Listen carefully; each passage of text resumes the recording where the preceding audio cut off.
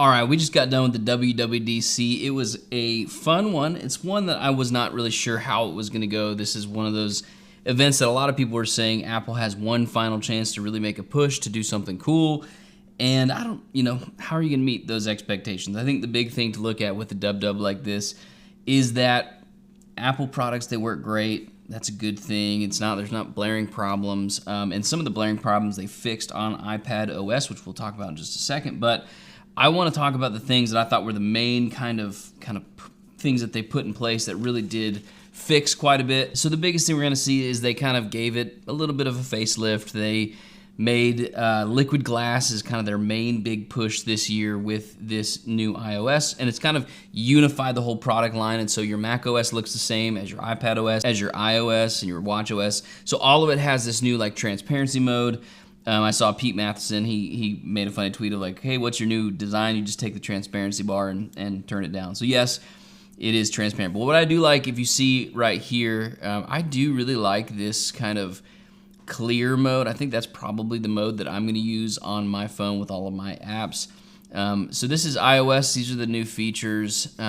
This liquid glass, which at first when they showed the liquid glass, I was like, I don't know if I can see a huge difference. I don't know what I'm looking at. Because a lot of people were saying they were going to do round icons and all that kind of stuff. They didn't do that. What they did was they just made stuff transparent. As you can see, a lot of the little widgets and stuff like that, it's just going to be transparent. You're going to be able to see onto the background of your phone more. They did announce these, like the dynamic display, how it kind of can extend the numbers and stuff, which sometimes I guess looks a little bit cool. I did like that they talked about the fact that the Safari is going to like maximize the screen space, and so it's going to look a lot better when you're reading articles and stuff online. Anytime a company uses the word effortless, it's marketing.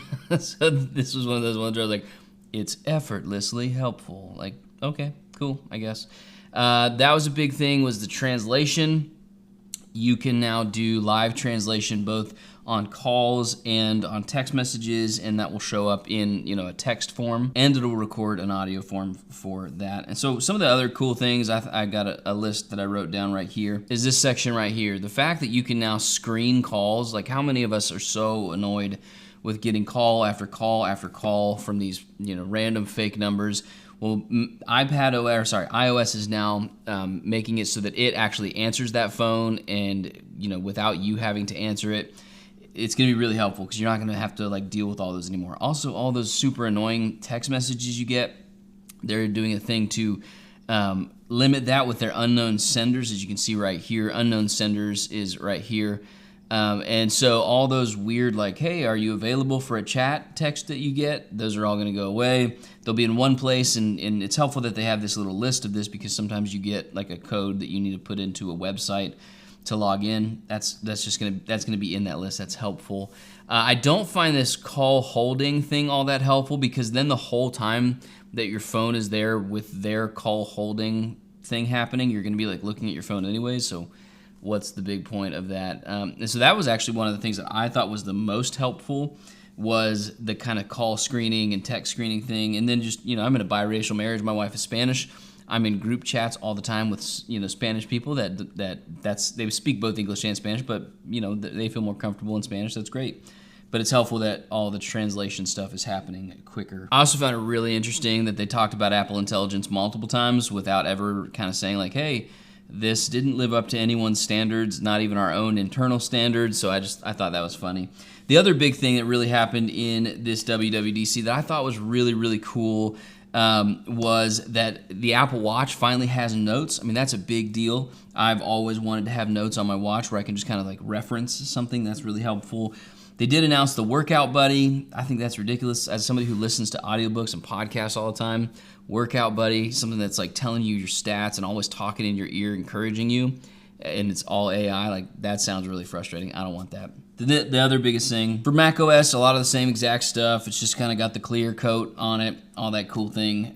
It's now macOS Tahoe. That's great. Vision OS was kind of cool, just in the fact that they're not giving up on Vision OS. So I hope that as the years go on, they put out other hardware that's cheaper, and just nice to know that they're not giving up on it. And now for the real deal, the real issue, the big thing that they're fixing is iPadOS. This is a massive, massive update to iPadOS, and it actually makes the iPad a computer. Like, it makes it so this could be your one device. What it really does to me when I'm looking at it, we'll get into the features in just a second. What it does to me is it makes those bigger iPads actually seem usable now, because they have a new tiling system and windowing system. You can open up a whole bunch of different apps. Having a bigger iPad, that is helpful for it. And so let's kind of look through these. It did get the liquid glass thing. Like, that I don't think that looks bad. Some people were joking around online about it, saying it looks stupid, but I don't think it looks bad at all. But here's the big thing, is the fact right here, you can put up a whole bunch of windows now, and that is awesome. You can, it just has so many different gestures of what you can do to make the workspace work for you. To me, that is incredible, incredible, incredible. And then the other big thing, so real quick, just to go back to the windowing, this is really helpful specifically with those bigger iPads. When you want to pull up multiple apps on there, it just makes it so you can get more productive work done. That's pretty awesome. And so this is the last huge update. This is the thing that everybody has been absolutely begging for, and it's a better files system. Now, it doesn't look like they fixed it completely. It still looks a little bit clunky, but at least now you can see you can pull file folders into your dock, which is awesome, so you can have like a quick access to it.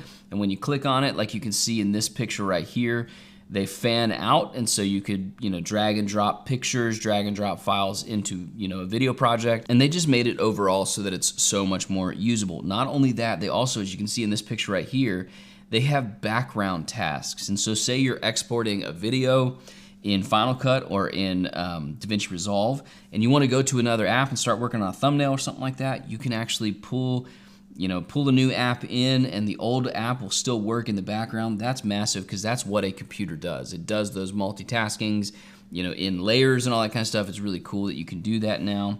Another cool thing I thought was just like the fact that you have now an actual pointer. And so when you're using iPadOS, the old thing was just the little round dot that would go around and it would kind of look like a fingerprint. Well, they know that they're now moving this thing more into computer territory, so having a regular pointer for more precision, I think, is really, really cool. So I think that's what's interesting about this new WWDC that just came out, is the fact that the iPad is kind of getting into MacBook territory. It's looking more like a MacBook. It's got like the 3 dots on the top left side.